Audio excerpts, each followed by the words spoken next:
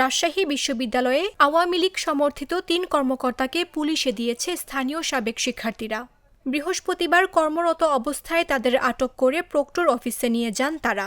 সেখানে প্রায় ১ ঘণ্টা পর প্রক্টরের সহায়তায় তাদের পুলিশের হাতে তুলে দেন তারা।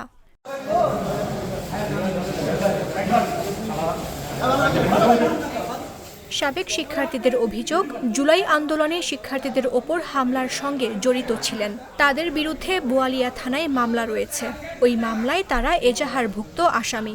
আমরা 7 দিন পরে গতকালকে আপনারা একটা ঘটনা জানেন যে টুঙ্গিপাড়ায় গোপালীগঞ্জে জুলাই বিপ্লবী যারা অগ্রনায়ক ছিল তারা প্রোগ্রাম করতে গিয়ে কিভাবে স্বৈরাচারের দ্বারা আক্রমণের শিকার হয়েছে এবং তারা বাধ্য হয়ে সেনাবাহিনীর মাধ্যমে তারা নিরাপদ স্থানে পৌঁছেছে। কালকের পরিপ্রেক্ষিতে আমরা আজকে 7 দিন পরে আবার রেজিস্ট্রার সাহেবের কাছে আসি। রেজিস্ট্রার সাহেবের কাছে আসার পরে আমরা তার কাছে আসলে জানতে চাই যে স্যার, আমরা যে 7 দিন আগে আপনাদের একটা প্রস্তাবনা দিয়ে গেছি যে আপনারা এই যে জুলাই বিপ্লবে যারা ছাত্র জনতার উপরে এবং নিরীহ মানুষের উপরে নির্বিচারে আক্রমণ করেছে, তাদের আমাদের জানেন যে 2 জন ভাই শহীদ হয়েছে, তো তারা এখনও প্রশাসনে আছে, আপনারা কি ব্যবস্থা নিয়েছেন? রেজিস্ট্রার সাহেব আমাদের উপযুক্ত কোনো জবাব দিতে পারেনি, সে আরও সময় চেয়েছে। আমরা এর পরিপ্রেক্ষিতে প্রশাসনে থাকা আজকে 3 জন ব্যক্তিকে রাজশাহী বিশ্ববিদ্যালয় প্রশাসনে এজাহারভুক্ত আসামি, বোয়ালিয়া থানার এজাহারভুক্ত আসামি হওয়ার পরেও তারা প্রশাসনে এখনও বহাল তবিয়তে ছিল, এরকম 3 জন ব্যক্তিকে আমরা আজকে প্রশাসনের কাছে, বিশ্ববিদ্যালয় প্রশাসনের মাধ্যমে মতিহার থানার কাছে সোপর্দ করেছি। এ বিষয়ে মতিহার থানার ভারপ্রাপ্ত কর্মকর্তা আব্দুল মালেক বলেন, তাদের বিরুদ্ধে মামলা রয়েছে এবং এজাহারভুক্ত আসামি তারা। বিশ্ববিদ্যালয়ের প্রক্টর অধ্যাপক মাহবুবুর রহমান বলেন, তাদের বিরুদ্ধে মামলা আছে।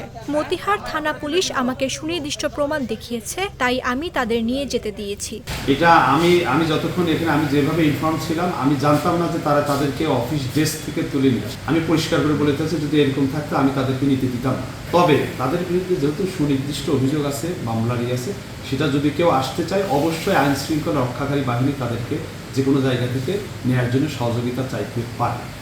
কিন্তু এইভাবে বাহিরের যে কোনো একজন এসে তাদেরকে নিয়ে এসে পুলিশের হাতে তুলে দেবে, এই জিনিসটা আমি বলবো যে আমি ওইভাবে প্রপারলি ইনফর্ম ছিলাম না। আমি যতটুকু বুঝতে পেরেছি যে তাদেরকে ধরতে আসে, তারা আমার প্রক্টর অফিসে এসে আশ্রয় নিয়েছে বা প্রক্টর অফিসে আসছে, সেখান থেকে আমার দায়িত্ব হচ্ছে যেহেতু থানার ওসি সাহেব উনি প্রপারলি ওনার যে মামলার নথিপত্র সব কিছু দেখাতে সক্ষম হয়েছে, এই জন্য আমি তাদেরকে পারমিশন দিয়েছি যে ঠিক আছে আপনারা তাদেরকে নিয়ে যেতে পারেন।